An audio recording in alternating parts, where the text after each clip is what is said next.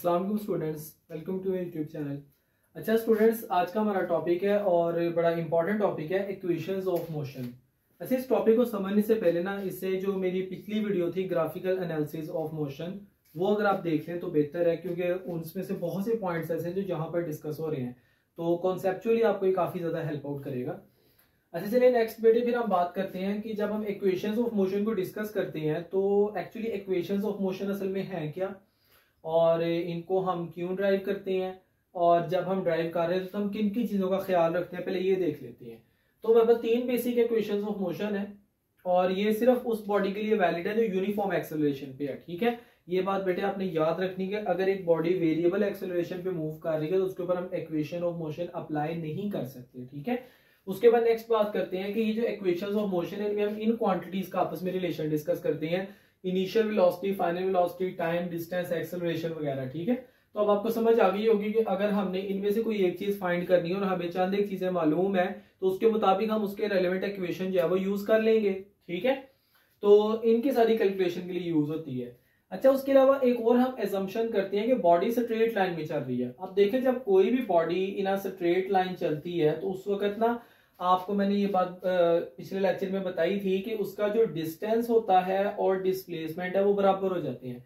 अब जब डिस्टेंस और डिस्प्लेसमेंट बराबर होंगे तो मैग्नीट्यूड ऑफ वेलोसिटी और उसकी जो स्पीड है वो भी बराबर हो जाएंगे, तो हम इनको इंटरचेंजेबली यूज करेंगे। ठीक है, तो इसलिए हम सिर्फ डिस्प्लेसमेंट, एक्सेलरेशन, वेलोसिटी, इनके सिर्फ मैग्नीट्यूड्स की बात करते हैं, हम दूसरी की बात नहीं करते, मतलब लाइक दैट कि उसकी डायरेक्शन वगैरह हम इस तरह इसमें डिस्कस नहीं करते। ठीक है, अच्छा अब हमने करना है कि अब हमने कुछ कंसीडरेशंस कर लेने, कुछ क्वांटिटीज को सिंबल्स दे लेने। जैसे लेट्स से मैं कहता हूं कि इनिशियल वेलोसिटी वी आई है और उसके अंदर यूनिफॉर्म एक्सेलरेशन है वो ए है और उसकी जो फाइनल वेलोसिटी है वो वी एफ है और जो एक्सेलरेशन पैदा हुआ है टी टाइम तक के लिए पैदा हुआ है। ठीक है, अब हमने इसके लिए एक बना लेना है स्पीड टाइम ग्राफ। बेटा ये जो मेरे पास ग्राफ है ये स्पीड टाइम ग्राफ है, इसके मैंने वाई एक्सिस पे स्पीड ली हुई और एक्स एक्सिस पे टाइम लिया हुआ है। और स्पीड टाइम ग्राफ में मैंने आपको कहा था 2 एमसीक्यूज आपने याद रखने हैं, उसमें से एक एमसीक्यूज ये था कि जो स्पीड टाइम ग्राफ की स्लोप होती है वो एक्सेलरेशन की इक्वल होती है, और दूसरा एमसीक्यूज ये था कि स्पीड टाइम ग्राफ के अंडर जो एरिया आता है वो distance covered by the body उसके इक्वल होता है। ठीक है, तो ये 2 बातें आपने याद रखनी है। चलिए हम मूव करते हैं फर्स्ट इक्वेशन की तरफ। तो फर्स्ट इक्वेशन में हम ये बात करते हैं कि जो हमारे पास स्लोप है, ये जो स्लोप है ये ए बी, ठीक है, ये जो ए बी स्लोप है ये एक्सेलरेशन के बराबर है। तो ये तो बेटे हमें पता है कि जो स्पीड टाइम ग्राफ की स्लोप होती है ये एक्सेलरेशन के बराबर होती है। मैंने आपको स्लोप निकालने का ना एक फॉर्मूला बताया था, मैंने कहा था कि जब भी आपने स्लोप निकालनी है, किसी भी ग्राफ की आपने स्लोप निकालनी है, आपने उस स्लोप के अंडर आने वाला जो वाई एक्सिस होगा, यानी कि इसको हम डेल्टा वाई का नाम देंगे, उसको आपने उस स्लोप के अंडर आने वाले एक्स एक्सिस के साथ डिवाइड कर देना है। अब आप ये देखिए कि ये वाली स्लोप जो है ये ए से लेकर बी तक जा रही है ऑन वाई एक्सिस, ठीक है, और ए से लेकर सी तक आ रही है ऑन एक्स एक्सिस। ठीक है, तो यहां पर delta Y over delta X अगर मैं अप्लाई करता हूं तो ये मेरे पास आ जाना है B C divided by A C. Okay हो गया। अब बेटा देखिए, मुझे बी सी की वैल्यू यहाँ पे मालूम नहीं है, लेकिन मुझे इतना पता है कि जो बी से लेकर डी तक है ना, ये मेरे पास बन रही है फाइनल वेलोसिटी। ठीक है, और इस तरह बेटा मेरे पास जो सी डी की वैल्यू है ये मेरे पास इक्वल है इनिशियल वेलोसिटी के। ये देखे ना, इतनी जो है बेटा मेरे पास इनिशियल वेलोसिटी है और ये सारी फाइनल वेलोसिटी है, तो इतनी बेटा मेरे पास है इनिशियल वेलोसिटी जो कि इक्वल है सी डी के।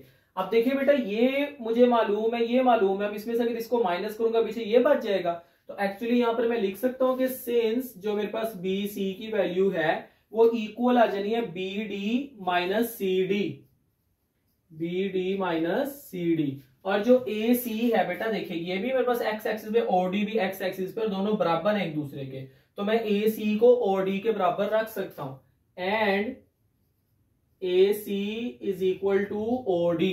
तो यहां पर बेटा जो मेरे पास एक्सेलरेशन है वो इक्वल आ जाना है B D minus C D. B C की जगह मैंने B D minus C D लिख दिया और जो ए सी है उसकी जगह मैंने ओ डी लिख दिया। ठीक है, अब चलो ग्राफ के मुताबिक जो नाम देख लेते हैं। और डी का मतलब है जो उसने टाइम लिया था वो है, ठीक है, बी डी का मतलब है उसकी फाइनल वेलोसिटी, सी डी का मतलब है इनिशियल वेलोसिटी। ठीक है, तो ये वैल्यूज मैं पुट कर देता हूं, पहले मैं लिख देता हूं कि हेयर यहां पर जो बी डी है इसका मतलब है फाइनल वेलोसिटी, सी डी का मतलब है इनिशियल वेलोसिटी और डी का मतलब है टाइम। अब बेटे मैं वैल्यूज पुट कर देता हूं, so putting the values acceleration will becomes vf minus vi divided by time. अब टाइम इधर डिवाइड होता रह के मल्टीप्लाई हो जाएगा, तो इसको बेटे मैं नाम दे दूंगा at is equal to vf minus vi। ये बेटा मेरे पास एक इंपॉर्टेंट इक्वेशन है, फाइनलाइज्ड इक्वेशन तो नहीं है, लेकिन ये काफी मरतबा एमसीक्यूज में आया हुआ है कि at किसके इक्वल होता है। तो at इक्वल होता है चेंज इन वेलोसिटी के, vf माइनस vi, या चेंज इन वेलोसिटी किसकी इक्वल होती है, वो at की इक्वल होती है। ठीक है, अच्छा उसके बाद बेटे यहाँ पर जो vi है इधर माइनस है, तो इधर आके प्लस हो जाएगा, यानी कि vf एक तरफ रह जाएगा, vi को उठा के मैं at वाली साइड में लेके आऊंगा, तो ये मेरे पास आ जाएगा vi plus at। That is the first equation of motion. Next बेटा मूव करते हैं सेकंड इक्वेशन ऑफ मोशन पे। और बेटा देखिए मेरी बात सुने, आपके पास फर्स्ट इक्वेशन है, सेकंड इक्वेशन है, थर्ड है। ये जो हमारे पास एजम्पशंस हैं और ये जो डेरिवेशन में हमने जो ना सिंबल्स अलॉट किए हैं और जो ग्राफ है ये सेम बनना है, फर्स्ट में भी, सेकंड में भी, थर्ड में भी, बस डेरिवेशन डिफरेंट है। ठीक है, फर्स्ट इक्वेशन में जैसे हमने स्लोप के जरिए डेरिवेशन की थी, अब हम क्या करेंगे, हम area under the graph find करेंगे। बेटे अगर आप इसको देखें ना गौर से, ये जो हमारे पास ग्राफ बन रहा है, तो इसके अंदर बेटे हमारे पास एक जो है वो क्या कहती है, रेक्टेंगल बन रहा है, ये जो नीचे हिस्सा है। ठीक है, और ये जो इतना हिस्सा है ये मेरे पास ट्राइंगल बन रहा है। ठीक है, अब यहाँ पर हम क्या करेंगे कि अगर रेक्टेंगल का एरिया मैं फाइंड कर लेता हूँ और ट्राइंगल का एरिया फाइंड कर लेता हूँ, तो ये मेरे पास सारा एरिया जो है ना वो आ जाएगा। और जब मेरे पास ये सारा एरिया आ जाएगा, तो इसका मतलब कि इस ऑब्जेक्ट ने इस दौरान जो डिस्टेंस कवर किया है उसके लिए मेरे पास एक फॉर्मूला जो है ना वो आ जाएगा। ठीक है, तो सिंपली मैं लिखूंगा area under the graph is equal to distance and that is equals to area of rectangle OACD। इसका नाम है OACD। ठीक है, इस तरह नेक्स्ट में बात करूंगा एरिया ऑफ ट्राइंगल ABC। अब देखिए मेरी बात सुने, इसके लिए हमें ज्योमेट्रिकल फॉर्मूला पता होने चाहिए। ठीक है, अब यहाँ पर देखिए कि ये लाइक मेरे पास एक रेक्टेंगल है, तो रेक्टेंगल का जो फॉर्मूला होता है वो तो लेंथ मल्टीप्लाई बाय विड्थ। ठीक है, तो यहाँ पर जो OA है, इसकी एक साइड है OA, ठीक है, जो कि इनिशियल वेलोसिटी के बराबर है, इसको मैं और डी पे मल्टीप्लाई कर दूंगा, तो ये मेरे पास आ जाएगा S is equal to OA multiplied by OD। ठीक है, इस तरह यहाँ पर जब हम ट्राइंगल की बात करो, तो ट्राइंगल की बेस है मेरे पास AC और जो इसकी हाइट है वो मेरे पास है BC। ठीक है, तो एग्जैक्टली यहाँ पर मैं क्या करूंगा कि प्लस जो ट्राइंगल का फॉर्मूला होता है वो मेरे पास होता है 1/2 बेस इंटू हाइट, तो ये मेरे पास आ जाना है 1/2 बेस मेरे पास कितनी है AC, और जो इसकी हाइट है वो कितनी है B से लेकर C तक BC। ठीक है, तो इस तरह बेटे हम नेक्स्ट बात कर लेंगे। अब आपको पता है कि OA इनिशियल वेलोसिटी के बराबर है, OD टाइम के बराबर है, AC जो है ठीक है वो OD के बराबर है जो कि अल्टीमेटली टाइम के बराबर है, BC की वैल्यू जो है ना वो मुझे यहाँ पर मालूम नहीं है, तो मैं वो मालूम करूंगा। तो यहाँ पर देखिए कि जो BC था लास्ट इक्वेशन में हमने देखा था, BC इक्वल आया था हमारे पास BD माइनस CD, और BD माइनस CD जो है ये इक्वल था final velocity minus initial velocity, क्योंकि मैंने आपको बताया था कि जो BD है ये मेरे पास फाइनल वेलोसिटी हो जाएगा और CD इनिशियल वेलोसिटी, और आपको पता है कि final velocity minus initial velocity ये इक्वल होता है AT के। ये लास्ट इक्वेशन में मैंने आपको बताया है कि चेंज इन वेलोसिटी AT के इक्वल होता है। उसके अलावा बेटे बाकी चीजें हम यहाँ पे डिस्कस कर लेंगे। तो यहाँ पर जो OA है, हियर OA जो है ठीक है वो मेरे पास इनिशियल वेलोसिटी के इक्वल आ जाएगा, जो OD है वो टाइम के इक्वल आ जाएगा, और जो AC है ये भी टाइम के इक्वल आ जाएगा। तो अब मैं सिंपली क्या करूंगा, सारी वैल्यूज पुट कर दूंगा। So S is equal to VI multiplied by T, OA की जगह VI लिख दिया, OD की जगह मैंने टाइम लिख दिया, प्लस 1/2 बेटा एज इट इज आ गया, AC की जगह बेटे मैंने टाइम लिख दिया, और BC की जगह मैंने ये वाली वैल्यू पुट कर दी AT।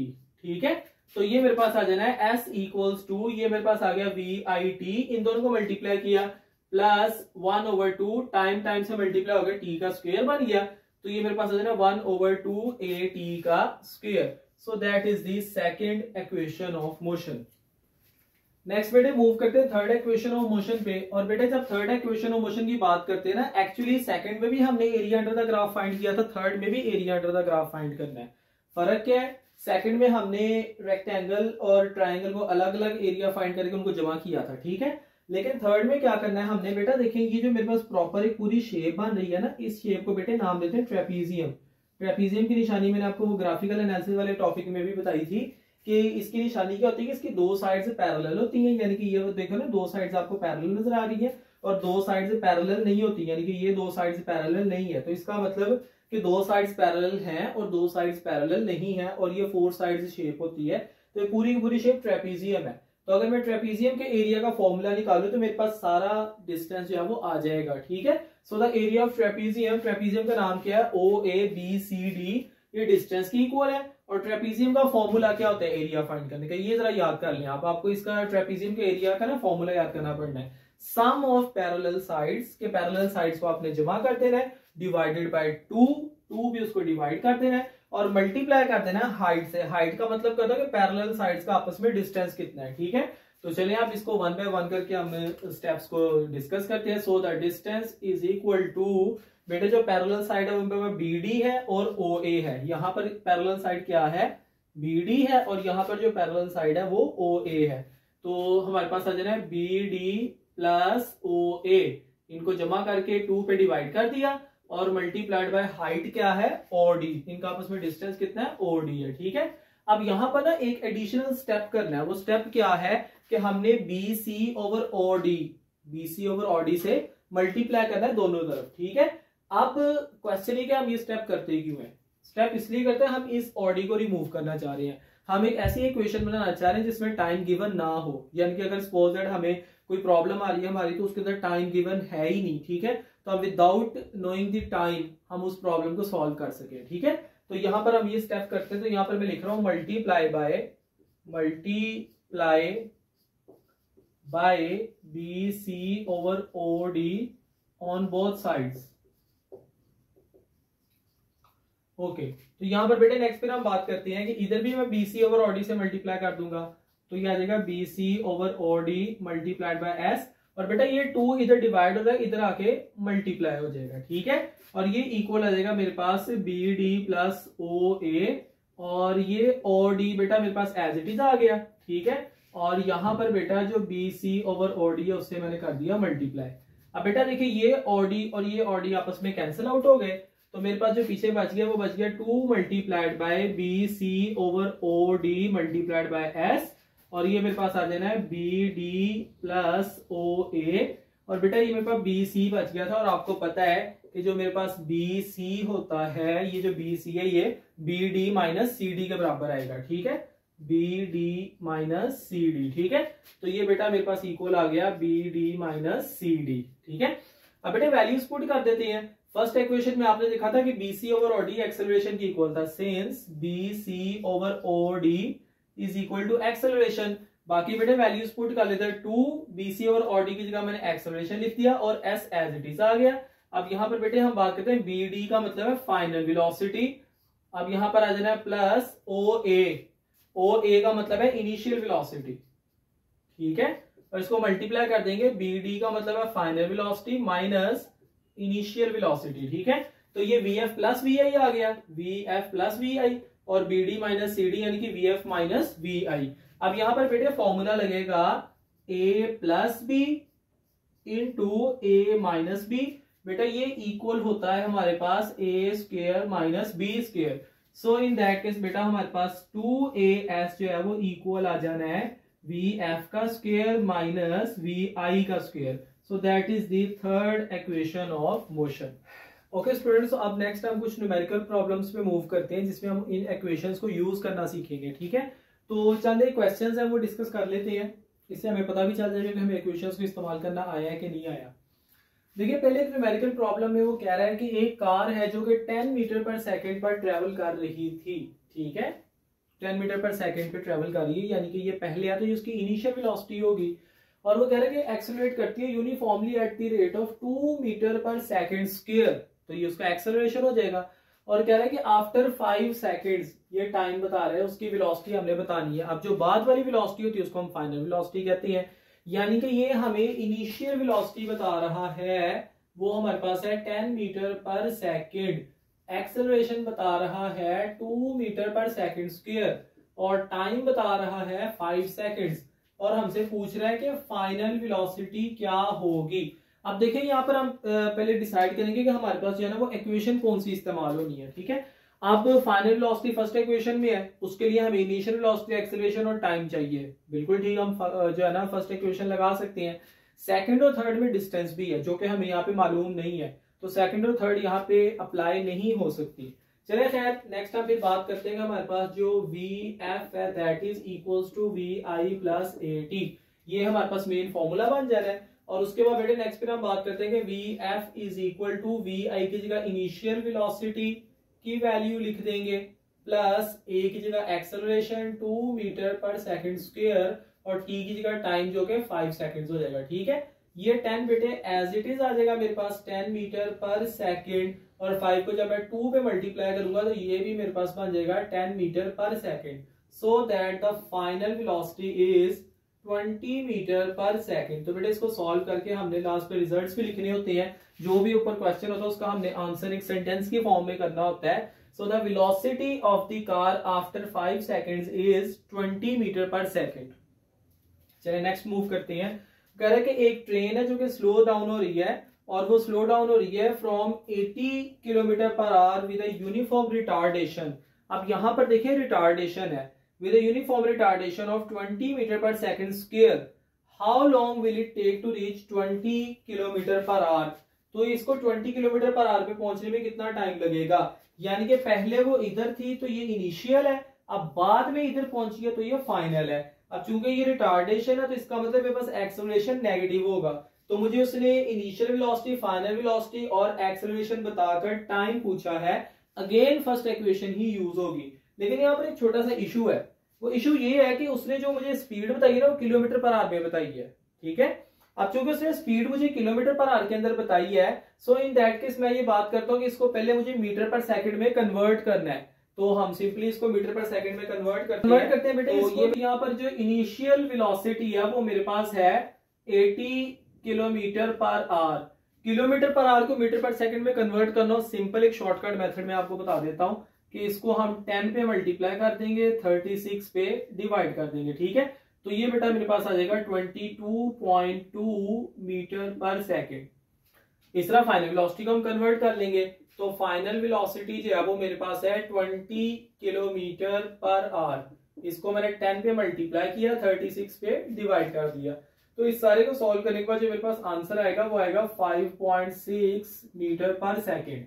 और जो एक्सेलरेशन होगा, अब देखें यहाँ पर 2 मीटर पर सेकंड स्क्वायर लिखा हुआ है, लेकिन चूंकि रिटार्डेशन है, वेलोसिटी कम हो रही है, तो अंडरस्टूड बात है कि जो एक्सेलरेशन होगा वो -2 मीटर पर सेकंड स्क्वायर होगा। ठीक है, अब हमने फाइंड क्या करना है, हमने टाइम फाइंड करना है। And again first equation of motion ही यूज होगी, V F is equal to V I plus A T. मुझे एक्सेलरेशन भी मालूम है, इनिशियल वेलोसिटी, फाइनल वेलोसिटी सब मालूम है, तो मैं इसको कर लूंगा सॉल्व। अब बेटे इसको थोड़ा सा रीअरेंज करते हैं, वी आई इधर प्लस का इधर आके माइनस हो जाएगा, तो जो ए टी है ये इक्वल आ जाना है V F minus V I. Time इधर मल्टीप्लाई और इधर आके डिवाइड हो जाएगा, तो ये बेटा मेरे पास आ जाएगा V F minus V I, sorry acceleration को हमने इधर आके डिवाइड करवाना है, so divided by acceleration. Final velocity हमारे पास है 5.6 मीटर पर सेकेंड, इसमें से हम माइनस कर देंगे 22.2 मीटर पर सेकंड को। ठीक है, और उसको जो भी आंसर आता है उसको बेटे हमने डिवाइड कर देना है -2 मीटर पर सेकंड स्क्वायर पे। और बेटे जब मैं इस सारे को सॉल्व करता हूं तो मेरे पास जो टाइम है वो आ जाता है 8.3 सेकंड्स। ओके बेटे, तो हम यहाँ पे लिख देंगे कि जो ट्रेन है वो 8.3 सेकंड्स टाइम लेगी रिक्वायर्ड स्पीड अटेन करने में। नेक्स्ट क्वेश्चन ये है कि एक बाइसिकल है वो एक्सेलरेट करती है at the rate of 1 meter per second square, तो ये एक्सेलरेशन है with an initial velocity of 4 meter per second for 10 seconds. यानी इनिशियल वेलोसिटी और टाइम बताया गया, हमने डिस्टेंस फाइंड करना है। ठीक है, तो पहले देखते हैं बताया क्या क्या गया है। एक्सेलरेशन बताया गया है 1 मीटर पर सेकंड स्क्वायर। ठीक है, इनिशियल वेलोसिटी बताई गई है 4 मीटर पर सेकंड। ठीक है, और टाइम बताया गया है 10 सेकंड्स। फाइंड क्या करना है हमने, फाइंड हमने करना है डिस्टेंस। अच्छा, अब बेटा देखिए मेरी बात सुने, यहां पर हम जो डिस्टेंस है ना हमारे पास, या तो वो सेकंड इक्वेशन में या थर्ड में है। थर्ड हम यहाँ पे यूज नहीं कर सकते, उसकी वजह क्या है, हमारे पास फाइनल वेलोसिटी नहीं है, तो हम थर्ड इक्वेशन यहाँ पे यूज नहीं कर सकते।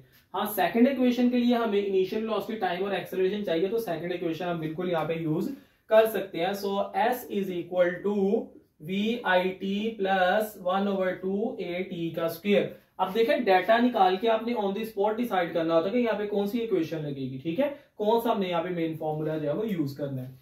तो S इज इक्वल टू, बेटा इनिशियल वेलोसिटी मेरे पास आ जानी है 4 मीटर पर सेकेंड, और इसको बेटे मैं मल्टीप्लाई कर दूंगा 10 सेकेंड्स के साथ, प्लस 1/2 एक्सेलरेशन है बेटा मेरे पास 1 मीटर पर सेकेंड स्क्वायर का, और इसको मैंने मल्टीप्लाई कर देना है 10 सेकेंड्स के स्क्वायर के साथ। 4 को 10 पे मल्टीप्लाई किया 40 मीटर आ गया, प्लस इस सारे को सॉल्व किया, 10 का स्क्वायर लिया 100, 100 मल्टीप्लाइड बाय 100 डिवाइडेड बाय 2 50, तो ये आ गया 50 meter. So the distance will be 90 meter. Okay, तो हमारे पास जो बाइसिकल है will move 90 meter in 10 seconds. तो सिंपली ये सॉल्व हो गया। आपने करना है कि डाटा निकालना है, डाटा निकाल के फिर आपने डिसाइड करना है कि फॉर्मूला कौन सा लगेगा। चलिए नेक्स्ट आप देखते हैं, वो कह रहे हैं एक कार है वो ट्रेवल कर रही है with a velocity of 5 meter per second, ये उसकी इनिशियल वेलोसिटी हो जाएगी। It then accelerates uniformly and travels the distance of 50 meter, ये डिस्टेंस आ गया। इफ द वेलोसिटी रीचेस, यानी कि बाद वाली वेलोसिटी है, तो ये फाइनल वेलोसिटी हो जाएगी। तो हमने एक्सेलरेशन और टाइम, ये दो उसने क्वेश्चंस पूछे हैं, एक्सेलरेशन भी फाइंड करना है, टाइम भी फाइंड करना है, ठीक है। पहले देख लेते हैं उसने बताया क्या क्या। उसने इनिशियल वेलोसिटी बताई है 5 मीटर पर सेकेंड, उसके बाद क्या कहते हैं कि उसने डिस्टेंस बताया है 50 मीटर, और फाइनल वेलोसिटी बताई है 15 मीटर पर सेकेंड, ठीक है। फाइंड क्या क्या करना है हमने, एक्सेलरेशन फाइंड करना है और टाइम कैलकुलेट करना है। अब अगर एक्सेलरेशन फाइंड करना है ना, तो यहां पर देखिए कि उसने जो गिवन डाटा उसमें टाइम नहीं दिया, और आपको पता है कि जब हमारे पास टाइम नहीं होगा सो इन दैट केस हम थर्ड इक्वेशन की तरफ मूव करेंगे। बाकी देखते हैं हमारे पास चीजें पूरी हैं, इनिशियल वेलोसिटी भी है, फाइनल वेलोसिटी भी, डिस्टेंस भी है, तो हम थर्ड इक्वेशन यहाँ पे यूज कर सकते हैं। तो एक्सेलरेशन के लिए हम यूज करेंगे 2as is equal to vf का स्क्वायर माइनस vi का स्क्वायर। अब चूंकि मेरे पास सारा डाटा मौजूद है तो मैं सेकंड भी यूज कर सकता हूँ टाइम के लिए, फर्स्ट भी यूज कर सकता हूँ, बट मैं फर्स्ट यूज करूंगा क्योंकि फर्स्ट को यूज करना आसान है, सेकंड थोड़ी कॉम्प्लेक्स हो जाएगी। तो फर्स्ट आ जाएगी vf is equal to vi plus at। चलो पहले वन बाय वन करके हम डिस्कस करते हैं। अब यहाँ पर मैंने एक्सेलरेशन फाइंड करना, तो 2s इधर मल्टीप्लाई और इधर आके डिवाइड हो जाएगा। So acceleration is equal to vf का स्क्वायर माइनस vi का square divided by 2s। Acceleration equal आ जाना, जो फाइनल वेलोसिटी है वो मेरे पास आ जानी है 15 मीटर पर सेकेंड, इसका स्क्वायर माइनस इनिशियल वेलोसिटी थी 5 मीटर पर सेकेंड, इसका स्क्वायर, दोनों के स्क्वायर को माइनस किया और जो भी आंसर आएगा उसको 2 मल्टीप्लाइड बाय 50 मीटर यानी कि 100 पर मैं उसको डिवाइड कर दूंगा। अब बेटे इस सारे को सॉल्व करने के बाद जो मेरे पास एक्सेलरेशन का फॉर्मूला जो आंसर आता है वो 2 मीटर पर सेकेंड स्क्वायर आता है, ठीक है। अच्छा, उसके बाद नेक्स्ट हम बात करते हैं कि फाइनल वेलोसिटी वाले फॉर्मूला से यानी फर्स्ट इक्वेशन ऑफ मोशन से हमने टाइम कैलकुलेट कर लेना है। तो चलिए उसको दोबारा से रीअरेंज करते हैं। तो ये मेरे पास आ जाना है vf minus vi is equal to at, और एक्सेलरेशन जब मल्टीप्लाई इधर आके डिवाइड हो जाएगा। So time is equal to vf minus vi divided by acceleration. मैंने इसको रीअरेंज कर लिया। अब रीअरेंज करने के बाद हम वैल्यूज पुट कर देंगे। So time is equal to final velocity है 15 मीटर पर सेकेंड माइनस इनिशियल वेलोसिटी है 5 मीटर पर सेकेंड, और जो भी मतलब कि मेरे पास इसका आंसर है उसको मैं अभी एक्सेलरेशन फाइंड करके हटाऊं तो 2 मीटर पर सेकेंड स्क्वायर से उसको मैं डिवाइड कर दूंगा, ठीक है। तो जो मेरे पास टाइम यहां पर आएगा वो आएगा 5 सेकेंड्स। तो बेटे इस तरह आपको सारी इक्वेशंस वगैरह सॉल्व करनी आनी चाहिए। न्यूमेरिकल प्रॉब्लम्स आपको पता होना चाहिए कि कहां पर हमने कौन सा फॉर्मूला यूज करना है, कौन सी इक्वेशन यहाँ पे यूज करनी है। तो इस तरह आपकी जो न्यूमेरिकल्स हैं उनके ऊपर ग्रिप स्ट्रॉन्ग होनी चाहिए। Okay students, that's all from today's lecture. If you think that this video is informative for you, kindly बच्चों वीडियो को लाइक किया करें और जितने भी आपके आसपास स्टूडेंट्स हैं उन सबके साथ शेयर किया करें। इन वीडियोस पे बेटा काफ़ी ज़्यादा मेहनत लगती है, तो आप लोगों का रिस्पॉन्स जो है वही आगे से हमें भी अप्रिशिएट करता है। तो काइंडली मैक्सिमम शेयर किया करें और जितने भी आपके आसपास कम्युनिटी में स्टूडेंट्स हैं उनको भी इंकरेज किया करें और अपनी राय का इजहार कमेंट सेक्शन में लाजमी तौर पे किया करें। And do subscribe to my channel. Thank you.